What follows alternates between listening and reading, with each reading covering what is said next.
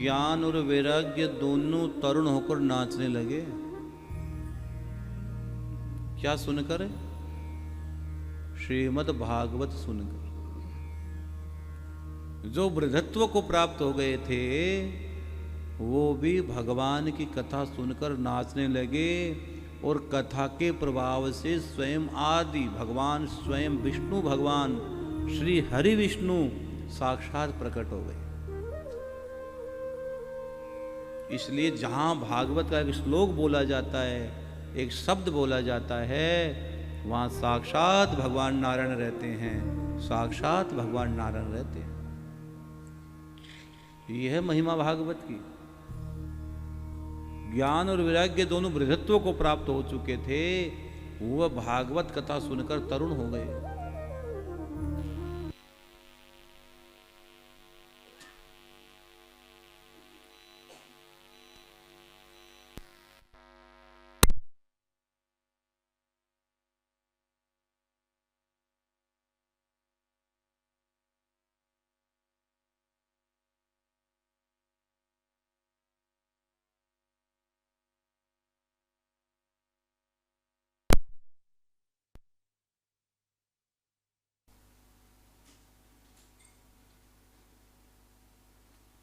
बोलिए भागवत महापुराण की जय हो। इसलिए आप भी कथा सुनोगे तो आप भी तरुण रहोगे, तरुण रहोगे, तरोताजा रहोगे। क्या रहोगे? जोर से बोलो। तरोताजा रहोगे। कथा सुनोगे तो तरोताजा रहोगे। अब आगे सुनो। जो श्रीमद् भागवत कथा है ना, ये 5 प्रकार के पापों से मुक्त करती है और 5 प्रकार के बहुत बड़े पाप बताए गए हैं। कौन कौन से बताए गए हैं? पहला बताया गया ब्रह्मघाती। कौन सा? ब्रह्मघाती। दूसरा स्वर्ण चुराने वाला। तीसरा मदिरा पीने वाला। चौथा संग करने वाला। हाँ, ये 5 प्रकार के महापाप शास्त्र में बताए गए हैं।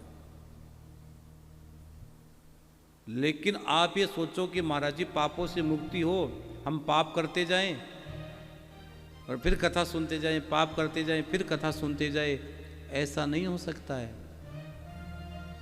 एक बार, पहली बार क्या होती है? भूल होती है और भूल को माफ किया जाता है। लेकिन दूसरी बार क्या होती है? गलती होती है और गलती की सजा होती है। पहली भूल हो गई। अगर भूलवश कुछ हो गया हो तो गंगा में स्नान करोगे तो पवित्र हो जाओगे, और तुम पाप करते रहोगे, पाप करते रहोगे, पाप करते रहोगे और गंगा में डुबकी मारोगे तो ऐसा कुछ भी फायदा होने वाला नहीं। तो 5 प्रकार के पापों का शमन होता है भागवत कथा श्रवण करके। हाँ, और एक बहुत प्यारी सी कथा भागवत में आती है, सुनो। भागवत जी के महात्म्य की कथा है। एक आत्मदेव ब्राह्मण थे। ओंकारी भरते रहना, सो मत जाना। एक तुंगभद्रा नदी के तट पर एक आत्मदेव ब्राह्मण रहते थे। ब्राह्मण इतने अच्छे थे कि पूछो मत। ब्राह्मण भगवान का भजन करते थे, ब्राह्मण भगवान का सत्संग करते थे,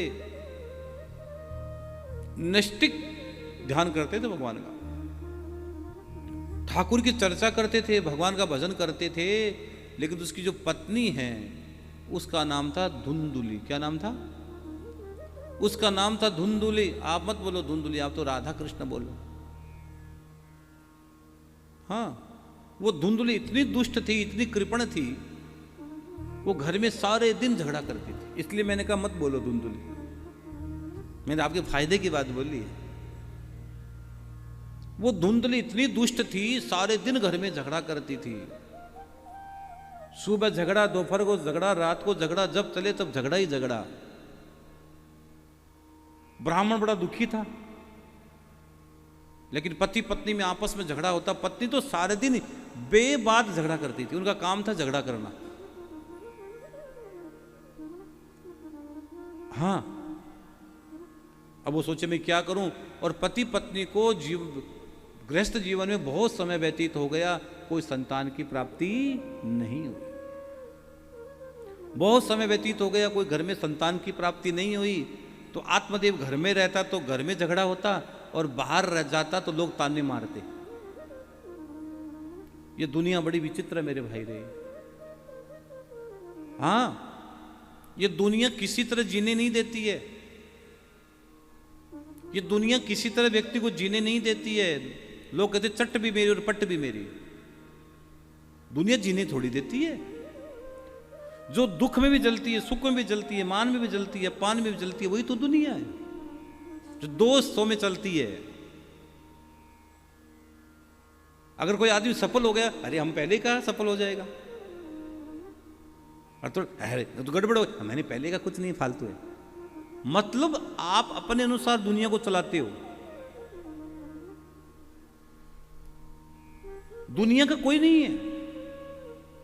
अब सोचो, एक छोटा सा उदाहरण दूं, समझ जाओगे आप। एक पिता, एक पुत्र, और उनके पास एक गधा था, या घोड़ा कह दो, गधा कह दो, गधा ही कह देते हैं, या घोड़ा कह दो, जो भी।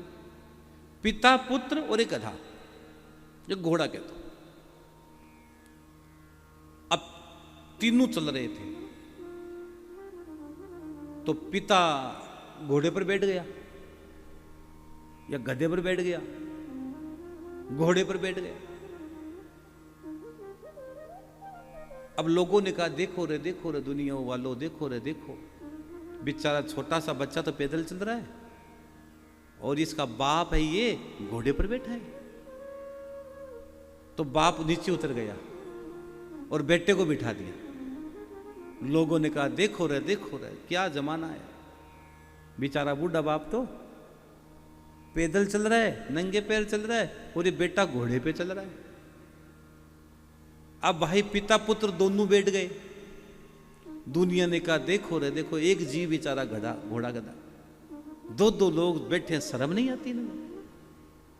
अब दोनों नीचे उतर गए। लोगों ने कहा, देखो रे मूर्खों की कमी नहीं, घोड़ा को यूं चला रहे हैं, इसमें कोई चढ़ ही नहीं रहा, यूं ही चल रहा है। तो दुनिया का विचित्र स्वभाव है। दुनिया तुम्हें यूं भी नहीं जीने देगी, दुनिया तुम्हें यूं भी नहीं जीने देगी। इसलिए शास्त्र कहते हैं, अपने कर्तव्य पथ पर चलते रहो। इससे ज्यादा बड़े उदाहरण मैं दे नहीं सकता था आपको। हाँ, तो मैंने उदाहरण आपको जानबूझ के दिया है, ताकि आपको भी समझ में आए दुनिया में कोई किसी का नहीं है। अब भाई बाहर लोग ताने मारते, अरे इसका, कोई लोग कहते ना, लोग ताने बहुत मारते हैं, तो उल्टी बातें बहुत ज्यादा करते हैं। कई तो कहते, अरे इसका मुंह नहीं देखना, यहां तक लोग बोल देते हैं भाई रे। हाँ, और मैं बार बार कहता हूं, हाँ, संस्कृत किया गया पाप रो रो के भोगना पड़ेगा। आज अगर तूने किसी को अपने मुख से गलत बात बोली है, वो लौट कर आएगा और पक्का आएगा। मेरे गुरुदेव भगवान कहते हैं कि हाँ, संस्कृत किया गया पाप रो रो के भोगना पड़ता है, और हाथों से लगाई गांठों को दांतों से खोलना पड़ता है। इसलिए पाप कर्म से बचो। समय लौट कर आता है, उस समय तुम कहीं के नहीं रहोगे। और वक्त की मार बहुत बड़ी मार होती है, बहुत बड़ी मार होती है। कोई नहीं बचा इस वक्त की मार से। इसलिए हम आपसे कह रहे हैं, बहुत सोच के बोलो। तो घर में तो पत्नी झगड़ा करती धुंधुली, और बाहर जब ब्राह्मण जाता तो लोग ताने मारते, अरे यार छोड़ इधर, लोग मुंह छुपा लेते। और आत्मदेव ब्राह्मण बहुत दुखी हो गया, बहुत दुखी हो गया। अब क्या करूं मैं? आत्मदेव ब्राह्मण ने सोचा, मैं क्या करूं? दुखी हो गया, बहुत परेशान हो गया वो। और भैया, जिस घर में झगड़ा होता है, ध्यान रखना, जिस घर में झगड़ा होता है वहां लक्ष्मी कभी नहीं रहती है। जिस घर में झगड़ा होता है वहां लक्ष्मी नहीं रहती है, लक्ष्मी की बड़ी बहन रहती है। और लक्ष्मी की बड़ी बहन का नाम है दरिद्रता बाई। लक्ष्मी की बड़ी बहन है, उसका नाम है दरिद्रता। तो लक्ष्मी अपनी बड़ी बहन को भेज देती है, बहना तू चली जा, तेरी वहां बहुत सेवा होगी। जहां लड़ाई झगड़ा होता है वहां दरिद्रता रहेगी। और जिस घर में ठाकुर की सेवा होती है, आपस में प्रेम से रहते हैं, वो घर नहीं है, वो तो साक्षात गोविंद का घर है, गोविंद का घर है। इसलिए मेरी हाथ जोड़ की विनती है, घर में कभी किसी बात को लेकर झगड़ा मत करना, कभी झगड़ा मत करना। झगड़े के अंदर आदमी सब कुछ खो देता है।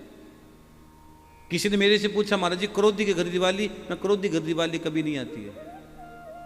क्रोधी व्यक्ति के घर दिवाली कभी नहीं आती, कभी दिवाला जरूर आ जाता है। दिवाला आ सकता है, दिवाली नहीं आएगी उसके। क्रोध कभी मत करो, क्रोध तेरा अंदर सब कुछ जला देगा, सब कुछ जला देगा। इसलिए मैंने काशी में, इस बार मेरी कथा चल रही थी दिसंबर 2024 में, तो मैंने काशी में अपने भक्तों को, शिष्यों को मंत्र दिया था, हैप्पी हैप्पी।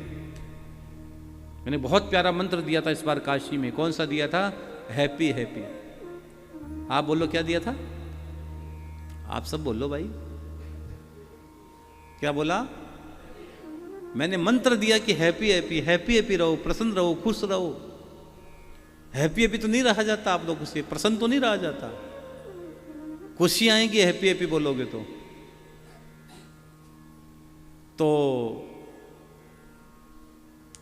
घर में झगड़ा होता था। आत्मदेव ब्राह्मण बहुत दुखी हो गया और उसने सोचा मैं क्या करूं, उसने सोचा मैं क्या करूं। तो उसने सोचा एक काम करे, जंगल में जाए और आत्महत्या कर कर मर जाए। बहुत गहरी बात बता रहा हूं, ध्यान से सुनना। यहां पर ये कोई सामान्य कथा नहीं है। आत्मदेव ब्राह्मण ने सोचा मैं जंगल में जाऊंगा और आत्महत्या करके मर जाऊंगा। और आत्मदेव ब्राह्मण जंगल में चला गया और जैसे ही उसने सोचा, कुछ समय एक सरोवर था, वहां पानी पिया, बैठ गया और उसने सोचा चलो थोड़ी देर बाद आत्महत्या करके मरूंगा। और मैं आपको बार बार विनती करता हूं, मैंने कथाओं में कई बार कहा है, जो व्यक्ति आत्महत्या करता है उसकी मुक्ति नहीं होती है।